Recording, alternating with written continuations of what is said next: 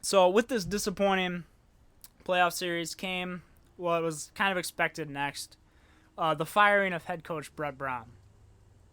This was his seventh season with the team. He was part of the process, which is when, for those of you who don't know, Philly went through 3 straight seasons in a row where they were just completely terrible to tank, to get draft picks. They won. They had 3 seasons in a row with less than 20 wins, one of which they only had 10 wins, just absolutely abysmal. And then the last 3 years, they've made the playoffs, getting bounced in the second round every year except for this one. And, well, as long as they... While they've never really gone as far as they would have liked in the playoffs with Brett Brown, and he'd undoubtedly got his fair amount of time with the organization, I really don't think that this falls on him. I think this is more of a firing because they had to, because, he'd been there so long. Maybe the players were tired of him, didn't believe in the system anymore, but this problem isn't all on him. I feel like Elton Brand has a large share of blame in this situation. For those of you who do not know, he is the general manager of the team. He's in charge of making all of the basketball decisions with this team, such as deciding what players to bring in and let go. And also before him, even Brian Colangelo and Sam Hinkie, creator of the process, they didn't help him out very much either. So I think as long as Elton Brand is there, and as long as they have poor management in Philly, it's going to be very hard for any head coach that comes in to do well with this roster. So let's take a look at what happened before. Let's see what happened with the general managers while Brett Brown was here. So first, Sam Hinkie, he was responsible for those 3 terrible Philly seasons to get the draft picks. He basically told Brett Brown, hey, listen, what if we go like 3 seasons in a row and we just do terrible? You have your job security. I will let you keep your job, but let's go 3 years in a row and just suck and just lose as many games as possible. And then we can start getting some draft picks, like you do in 2K sometimes, where you'll be messing around with a franchise and be like, hey, I wonder what would happen if I tanked for like 5 years in a row and just got like a guard, a shooting guard, a couple forwards, and a center, all from the draft. That's basically what they did. And so what did he do with those picks? First off, he got Michael Carter-Williams, who as a Bucks fan I know very well. I hated that guy. Sorry. He was decent enough. He got the Rookie of the Year. And then he got traded. But then after this, this is sort of a pedestrian drafting year. Things get really interesting after this. So Joel Embiid gets drafted in 2014 for number 3, but he wouldn't play until the 2016 season because of his foot injuries. I think we all know that story. A lot of people, I don't even know if they expected Joel Embiid to even play in the league. I think people were surprised he was still on the team after that second foot injury. But then the very next year, Hinkie decides to draft another center, Jahlil Okafor, with the 3rd pick, who would fizzle out very quickly. And he wouldn't do much of anything because this was right at the tipping point when Steph Curry and shooting a bunch of threes a game and really prioritizing on shooters became a big thing. This is something that Jahlil Okafor was not. He was a very good post player in college and not much else. And he definitely did not live up to that 3rd overall pick. And guess who went 1 pick right after Jahlil Okafor? None other than Kristaps Porzingis, who is one of the best big men in terms of three-point shooting in the league. So then, after this class, Sam Hinkie was out, and Brian Colangelo then comes in. He drafts Ben Simmons at number 1, who is a great player. He's really good at seeing the floor very well, very good in transition, but he still can't shoot. And I know a lot of people thought that he would be able to develop into a shooter, but if you can't shoot in a shooter's league, that really hinders your stock. And I think while Ben Simmons is an all-star, he really deserves that. He still puts up very good numbers. In the half-court set, he just is almost a non-factor for Philly, and he needs to get better there. And once again, this is a class that has Brandon Ingram go right after Ben Simmons, who's currently doing very well at New Orleans and actually has a jumper. But I do believe that the Ben Simmons pick was right at the time because Simmons was clearly the better player coming out of college, had the higher ceiling, so I get the pick. And then the year after this, Markelle Fultz is drafted at number 1, and we all know how this goes. He's currently a bust. He's in Orlando now, playing for the Magic. Really ugly situation happened with him, weird injury.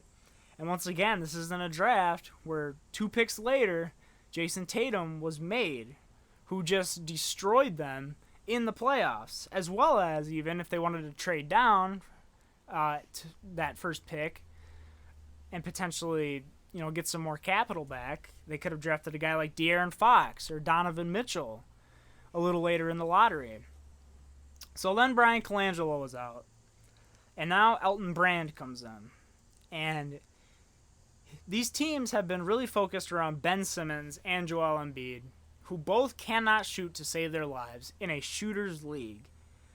But they do have a great supporting cast who they traded for Jimmy Butler, for Robert Covington, and they also have J.J. Redick, as well as trading for Tobias Harris, who would later get paid. But after this year, things get really head-scratching with this team. And I think anyone who isn't a Philly fan is kind of like asking themselves, what are you guys doing? Or even Philly fans themselves are probably like, what are you doing? So they let J.J. Redick walk, who, for my money, was the most important player on that Phillies team, on that 76ers team. What am I talking about? 76ers team last year. He really spaced the floor for them. He was a true three-point threat.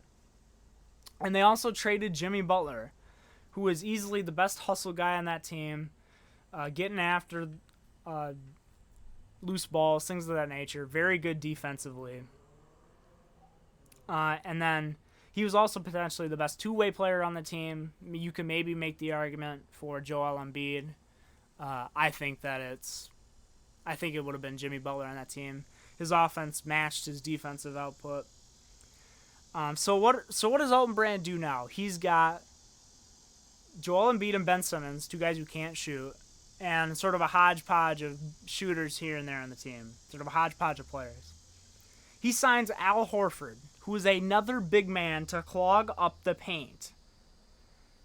This is in a free agency year, by the way, with guys such as Kemba Walker and D'Angelo Russell. Two guys who, D'Angelo isn't the most efficient shooter in the league, but he is a guard, someone who could facilitate. And Kemba Walker is one of the best teammates in the NBA. You throw him onto any team, and he will thrive there and do very well.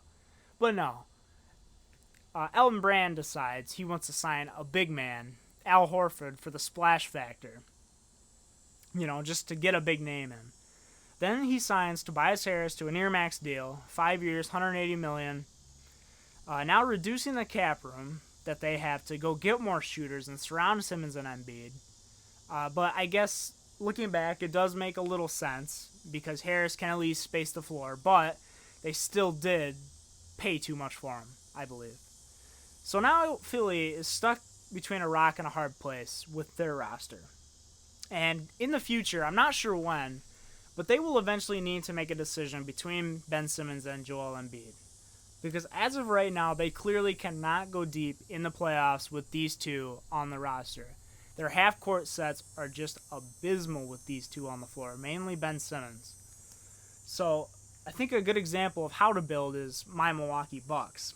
I'm not saying this because I'm a Bucks fan, but they have probably the closest comparison to this, except without another non-shooter on the roster who's like an all-star. So you have Giannis, one of the best players in the league currently. Can't really shoot that well. Will take shots every once in a while. Not very good at them. So they realized, hey, Giannis is not going to be able to shoot very well. So he's going to be driving in the paint, game in and game out. We need guys to surround him that can shoot. So they signed shooter after shooter after shooter and surround him. They brought in Kyle Korver this year, Pat Connaughton, I think, last year or this year. Can't remember what year exactly. They draft Dante DiVincenzo has been a great guy for them. Just surrounding Giannis with all these guys who can hit three-point shots. Elton Brand signed guys for the name value and to make a splash because Philly is technically a big market. So while Brett Brown got his due with the Sixers, he's definitely definitely had his chance, if you will, right? He was there 7 years. I don't think that you can blame the lack of his success on him. Instead, I think it should fall on the shoulders of the GMs of the past who could never build him the team he needed to show what he could do.